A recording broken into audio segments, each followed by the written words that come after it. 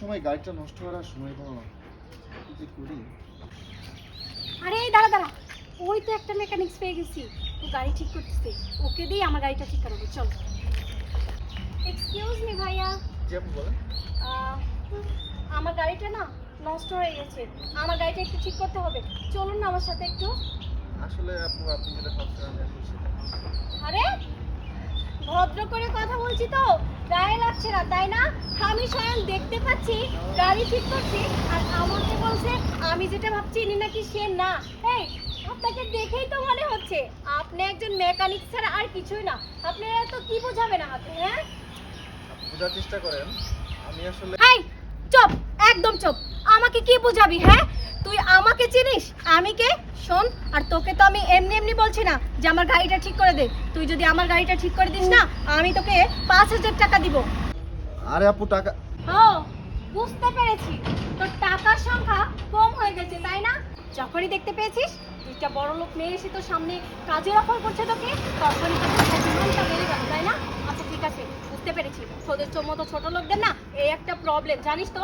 ঠিক আছে, চল আমার সাথে, আমার গাড়িটা ঠিক করে দিবি, বিনিময়ে আমি তোকে 10,000 টাকা দিব। দেখেন ম্যাডাম, অনেকক্ষণ ধরে আপনি উল্টাপাল্টা কথা বলতেছেন, আপনি আমার কথা শুনতেছেন না কেন? এই চুপ, একদম চুপ।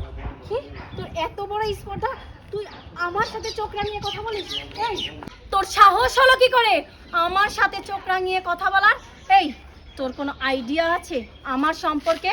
শুন, আমার বাবার নাম শুনলে না বাগে শিয়ালে এক গাঁটে পানি খায়, আর তুই সামান্য মেকানিক্স হয়ে তুই আমার মুখে মুখে কথা বলিস? তোকে তো আজকে আমি। আরে ম্যাডাম, আপনি আমাকে অযথা মারছেন কেন? আমি তো কিছুই বুঝতে পারছি না। চুপ, একদম চুপ। চোর, আমি তোকে অযথা চড় মেরেছি? এই দেখ দেখ, গাড়িটা নিয়ে চলে যাচ্ছে। কি রে, তুই আমাকে কি বোঝাতে চেয়েছিলি? তুই কি আমাকে বলতে চেয়েছিলি ম্যাডাম আপনার কথা ভুল হচ্ছে, এই গাড়িটা আমার? তোর হলে তো তোরই থাকতো। দেখ গাড়িটা নিয়ে চলে যাচ্ছে। আরে আপনাকে তো দেখে ভদ্র ফ্যামিলির মেয়ে মনে হচ্ছে, কিন্তু আপনার ব্যবহার এত খারাপ না। পরিবার থেকে কি আপনাকে শিক্ষা দেয়নি? তোর এত বড় স্পর্ধা, তুই পরিবার নিয়ে কথা বলিস? আজকে তো তোকে আমি দেখে ছেড়ে দেবো, আমার পরিবার নিয়ে কথা বলিস। এই, আমার ফোনটা কোথায় দে তো। হ্যালো ভাইয়া, আমি নূপুর বলছিলাম। আরে আর বলো না, আমি কলেজ যাওয়ার পথে আমাদের বাড়ি থেকে একটু দূরে পাশের বাড়ির সামনে আরে একটা গাড়ির মেকানিক্স কাজ করছিল। আমি ওনাকে বলেছিলাম আমার গাড়িটা নষ্ট হয়ে গেছে, একটু ঠিক করে দে, আর তাতে উনি আমার সাথে অনেক খারাপ ব্যবহার করেছে, এমনকি আমাকে অনেক ভয় ভীতিও দেখাচ্ছে। তুমি এক্ষুনি চলে এসো। হ্যাঁ হ্যাঁ, চলে আসো। আচ্ছা ঠিক আছে। এবার বুঝবি আমি কে।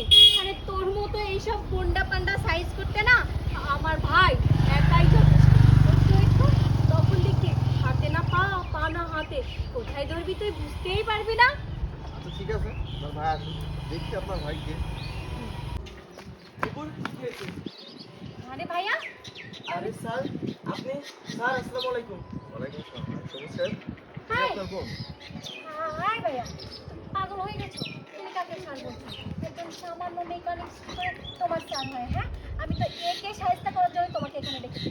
তুমি জানো আমাকে তখন থেকে এই লোক কতভাবে হেনস্থা করে যাচ্ছে, আমার বাবা মা নিয়েও কথা বলেছি। ওকে থানায় নিয়ে এমন শাস্তি দেবে যা যেখানে কোনো মেয়েকে দেখলে মা বলে ডাকে। আর জানো আমি ওকে কষিয়ে না থাপ্পড়ও মেরেছি। একদম চোখ নুপুর, এটা কি করেছিস? তুই কি জানিস সে আমার কি হয়?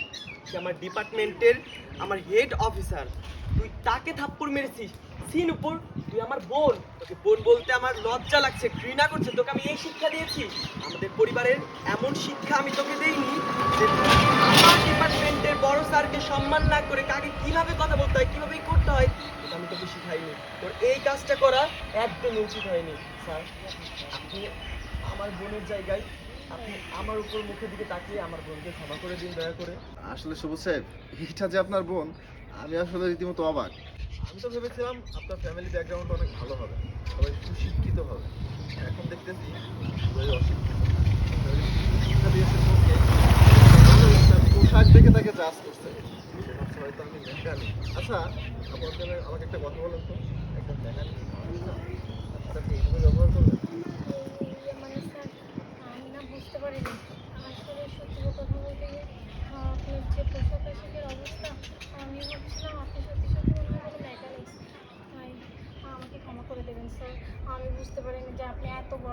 জব করেন। কোনো সমস্যা নেই, আপনি যেহেতু আপনার ভুলটা বুঝতে পারছেন এতেই অনেক। সবুজ সাহেব, আপনার বোনকে তো আসলে আমার ফ্যামিলি থেকে দেখতে যাওয়ার কথা ছিল। আমি আসলে ভাবছি এখন ফ্যামিলিতে আসলে আমি বিয়ে করবো না।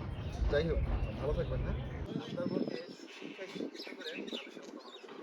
আর একটা কথা, নেক্সট টাইম যদি আমি এরকম দেখি তাহলে কিন্তু আপনাকে